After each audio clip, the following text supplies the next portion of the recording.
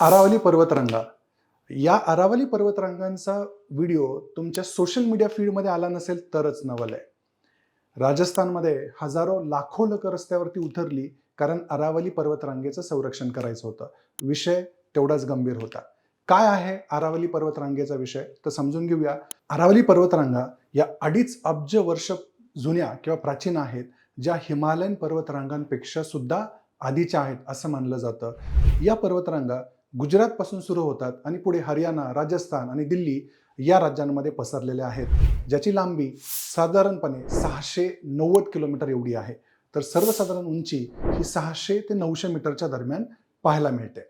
आता या पर्वतरांगा पर्यावरणीय दृष्ट्या खूप जास्त महत्त्वाच्या आहेत आणि विशेष करून या 4 राज्यांसाठी.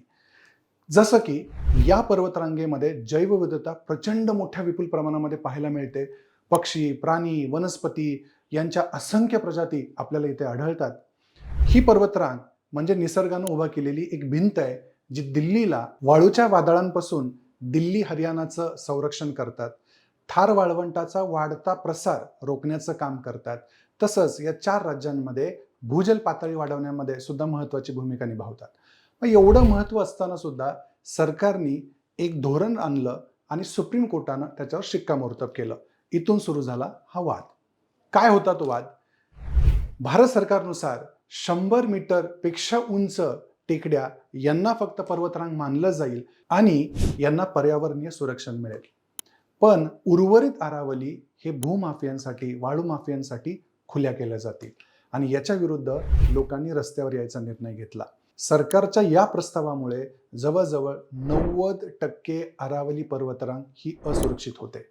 कारण जवळजवळ 90% अरावली रांगाची उंची ही 100 मीटरपेक्षा कमी आहे असं म्हटलं जात आहे आणि याच्यामुळे हा वाद सुरू झालेला आहे.